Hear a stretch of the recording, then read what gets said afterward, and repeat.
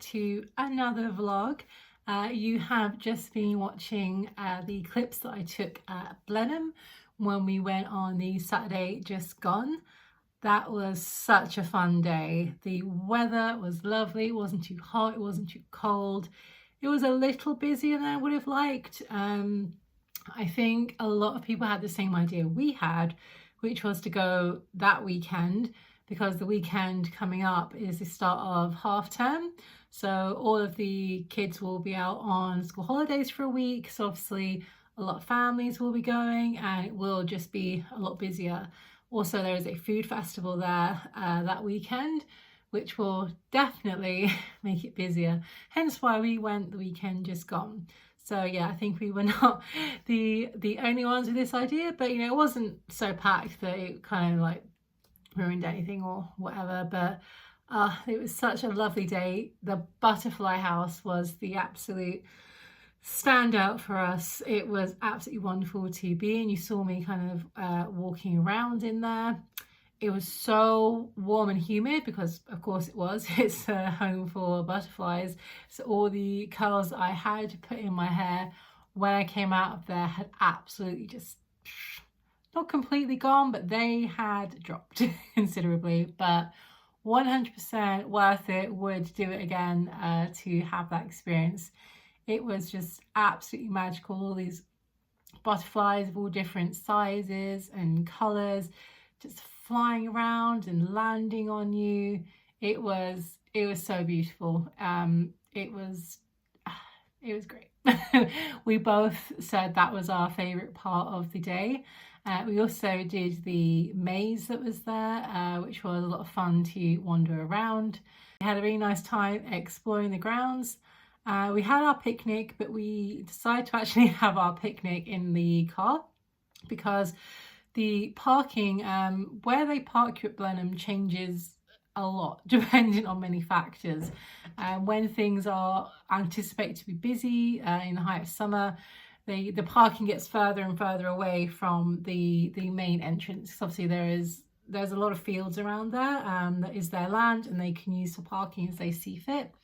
And for some reason, even though we got there not long after it opened, they were basically parking everyone over a mile away from the entrance, which would have meant that if we had wanted to picnic on a nice spot somewhere, we'd have to walk all the way back to the car, get the picnic things, go find somewhere, eat, go back to the car, go back, and no. No, that was not it. And obviously because where we were parked, all of that space was being used for cars, that wasn't really a great place to picnic either. So we just ended up eating it in the car, which, you know, is fine. It's not as nice as eating it outside or, you know, on a picnic bench or on a blanket, but I was not about to do that walk 4 times.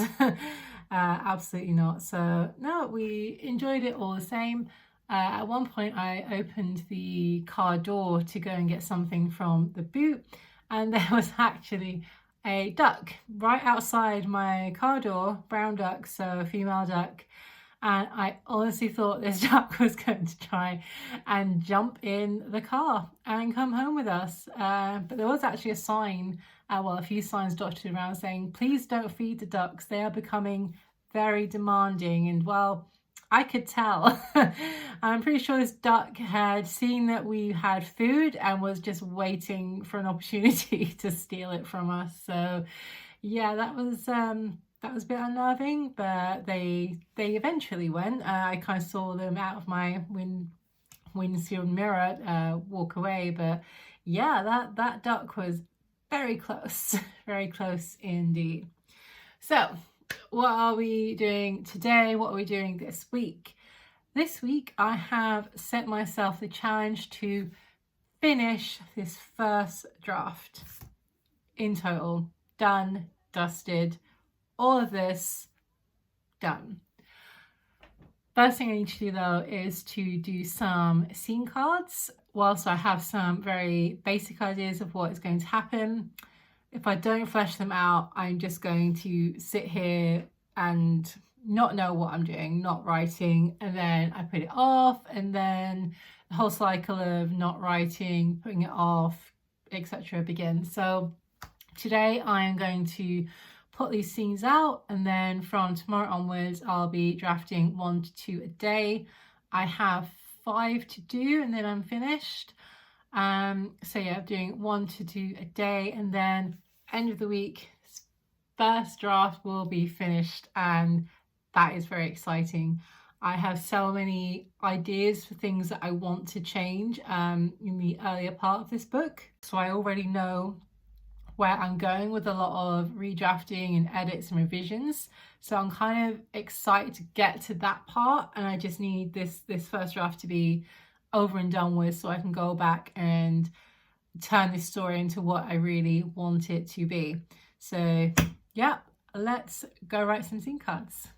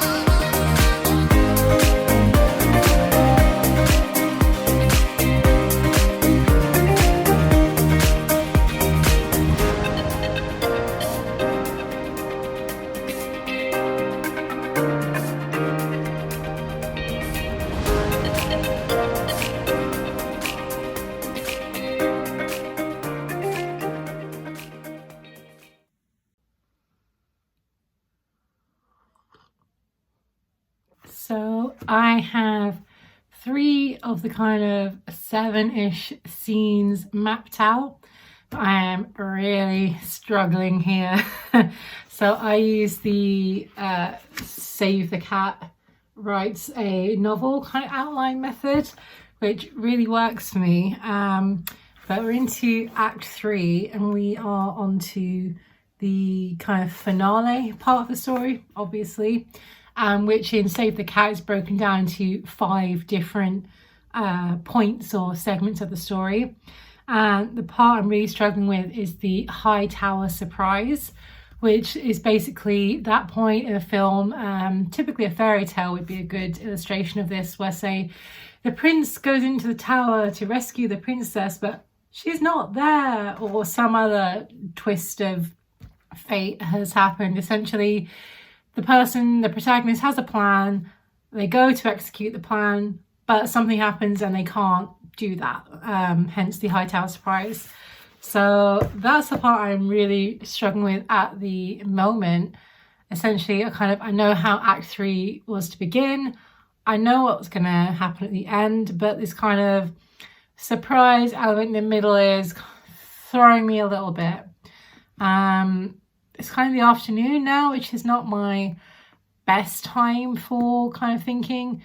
So essentially, I'm going to call it quits for now. I have enough to be getting on with writing scenes tomorrow, because I've got 3 there, so that's fine. And hopefully when I'm writing those scenes tomorrow, it will kind of get the cogs turning and help me to figure out what the High Tower surprise is in this book.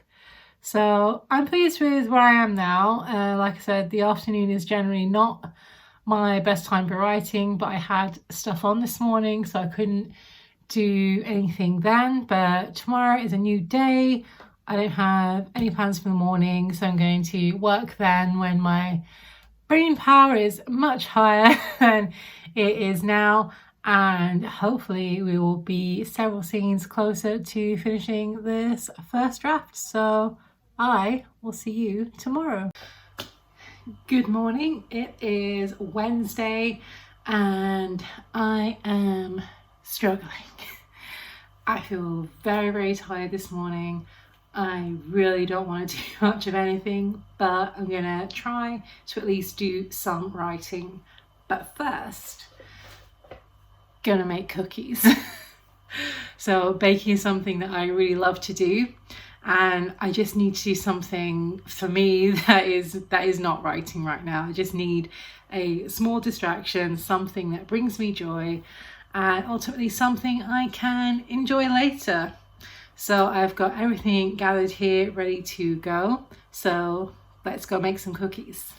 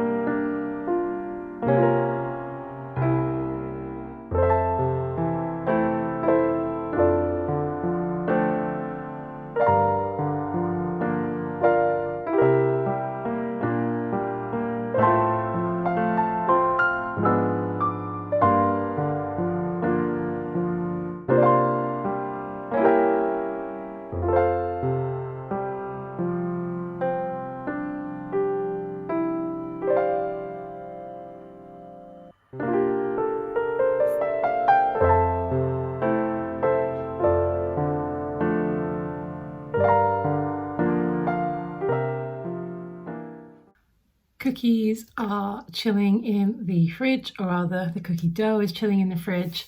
They need to be in there for 1 hour, so about 10:30 I will go back down and obviously shape them into cookies and take you guys along with me.